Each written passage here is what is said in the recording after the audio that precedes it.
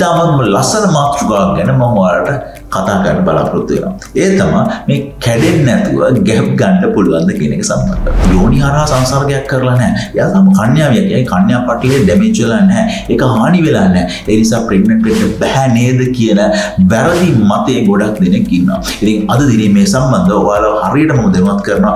මෙහෙම වෙන්න පුළුවන්ද? මෙහෙම කරනවා නම් ඔයා කොයි ආකාරයෙන්ද ඔයාගේ පාර්ට්නර්ව ප්‍රෙග්නන්ට් කරන්නේ නැතුව කොහොමද ලිංගිකව එකතු වෙන්නේ? සහ මේක කොහොමද ප්ලෙෂරබල් කරගන්නේ කියන එක සම්බන්ධව බය නොවි කොහොමද මේ දේ කරන්නේ කියන එක සම්බන්ධව මම අද දිනේ ඉතාමත්ම සරලව කෙටියෙන් ඔයාලා මේ වීඩියෝ එක කරා දැනුවත් ගන්න බලාපොරොත්තු වෙනවා. ලිංගිකත්වය කියන්නේ ඉතාමත්ම ලස්සන දෙයක්. ඒක හරියාකාරව දැනුම තුල කළොත් අනිවාර්යෙන්ම ඔයාලට ලොකු තෘප්තියක් ලැබෙනවා. මම ඩොක්ටර් නාමල් විජේසිංහ. අපි මේ YouTube channel එක අපි නිර්මාණය කරලා තියෙන්නම ඔයාලා නිතර අහන මේ ලිංගික ගැටලු සම්බන්ධව ඔයාලා දැනුවත් කරන්න. ඉතින් අපේ ලිංගික සෞඛ්‍ය playlist එකේ විශේෂයෙන්ම මෙවැනි contents නිතර අපි දාලා ඔයාලව දැනුවත් කරනවා. ඉතින් අනිවාර්යෙන්ම evidence based medical concepts දැනගන්න කැමති කෙනෙක් නම් අපේ channel එක subscribe කරලා bell icon එක click කරලාම අපිත් එක්ක ඉන්නයි කියලා මම ඔයාලගෙන් ඉතාමත් ආදරෙන් ඉල්ලා සිටිනවා. අපේ ශරීරයේ තියෙන මේ කායික ව්‍යුහයන් සහ මේ ක්‍රියාත්මක ව්‍යුහයන් සම්බන්ධව අපි හරියට දැනගන්න වෙනවා. විශේෂයෙන්ම ඇනටොමි සම්බන්ධ ෆිසියොලොජි සම්බන්ධව ඔයා හරියට දැනුවත් වුණොත් ඔයාට පුළුවන් වගේ පාර්ට්නර්ත් එක්ක හරියට ලිංගිකව එකතු වෙන්න වගේම අනවශ්‍ය ගැප් ගැනීම වළක්ව ගන්නට පුළුවන්. මොකද මම නිතර කියන වගේ මේ ගැප් ගැනීම අනවශ්‍ය ලෙස සිද්ධ වුණොත් ඒක ලංකාවේ නීතියෙන් හැටියට අපිට ගබ්සා කරන්න බෑ. ගබ්සා නීතියෙන් තහනම් ඔයාගේ ජීවිතේ යම් තාක් දුරකට විනාශ වීමකට ලක් වෙන්න පුළුවන්. ඔයා හරියට මේක ප්ලෑන් කරලා කරේ නැත්නම් ගොඩාක් දෙනෙක් අවුරුදු 16න් අවුරුදු 17න් අවුරුදු 18න් මේ ලිංගික ක්‍රියාවලිය වියලෙනවා. නමුත් ඒගොල්ලන්ට හරිය අවබෝධයක් නැහැ කොහොමද අනවශ්‍ය ගැප් ගැනීමක් වළක්වන්න ඕනේ කියන එක සම්බන්ධව. ඉතින් මේ කන්‍යා පටලය සම්බන්ධව මම ඔයාලට නිතර දැනුවත් කරලා තියෙනවා. කන්‍යා පටල වර්ග මොනවාද? කොහොමද ඒක පීඩන්නේ? ඒක පීඩන්න නැතුව යන්න පුළුවන් අවස්ථාවල් මොනවාද? ඉතින් මේ කන්‍යා පටලය කියලා කියන්නේ මම හැම වෙලෙම කියනවා මේක චීන මහා ප්‍රාකාරය වගේ ලොකු වෝල් එකක් නෙමෙයි. මේ සිදුරු තියෙනවා, මේ ගැප්ස් තියෙනවා. මේ අවස්ථාවේදී සක්‍රීය ශුක්‍රාණුවක් යෝනියට ඇතුල් වුණොත් යෝනිය තෙත් අවස්ථාවක් නම් තියෙන්නේ. ඔයාගේ සරු කාලේ නම් අනිවාර්යයෙන්ම ගැප් ගැනීමේ සම්භාවිතාවයක් තියෙනවා. ඉතින් හැම වෙලෙම මම කියන දෙයක් තමයි මේ සරු කාලේ මොකද්ද කියලා මේ ලිංගිකව එකතු වෙන්න කලින් හැම තරුණයෙක්ම හැම තරුණියක්ම දැනගන්න ඕන කාරණාව. ඔයාගේ ඔසප් සයිකල් එකේ අනිවාර්යයෙන්ම අපි day 1 කියලා සලකන්නේ ඔයාගේ මේ ඔසප් වීම ආරම්භ වෙන දවස.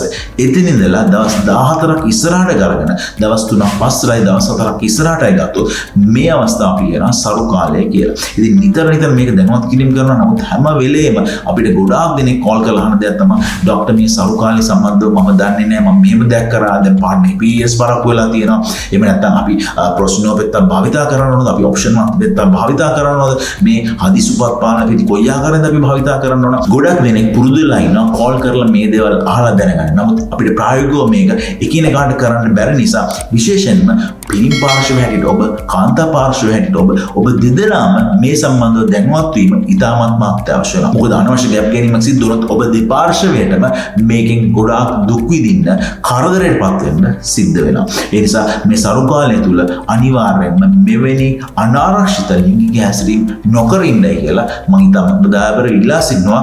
ඔබ කුමන හෝ ආකාරයක හරි විදිහේ උපත්පාදන ක්‍රමයක් භාවිත කරන්නේ නැහැ. එමෙන්ම තරුණියන් වශයෙන් ඔබ වගේම විශේෂයෙන් වැඩිහිටියන් දෙමාපියන් පවා මේ මාතෘකාව ගැන දැන ගැනීම ඉතාමත් අත්‍යවශ්‍යයි.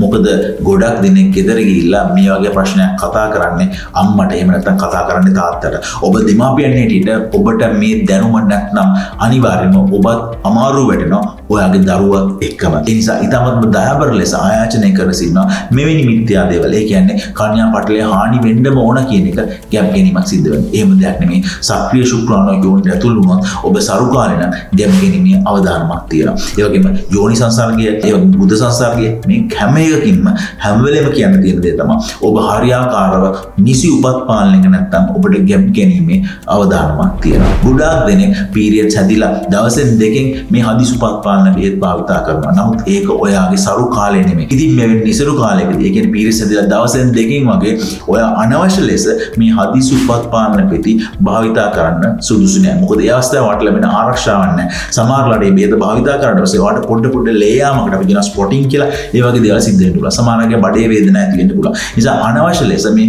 හදිසි උපත් පාලන පෙති භාවිතා නොකර ඔයාගේ සයිකල් එක හරියාකාරව තේරුම් අරන් හරි විදියට හදිසි උපත් පාලන පෙති භාවිතා කරොත් ඔයාට මේ ගැප් ගැනීම වළක්වන්නට පුළුවන්. ඉතින් මේ සම්බන්ධව නිතර දැනුවත් කිරීම කරා මම හිතන්නේ මේ වීඩියෝ එකනොත් ඔයාට තියෙන ප්‍රශ්න ගැටලු කීපයක් විසඳුණා කියලා මම විශ්වාස කරනවා. හැම වෙලෙම කියනවා වගේ ලිංගිකත්ව කියන ලස්සන දෙයක්. ඒක ඔයා ප්‍රෙෂරබල් කරගන්න ඕන.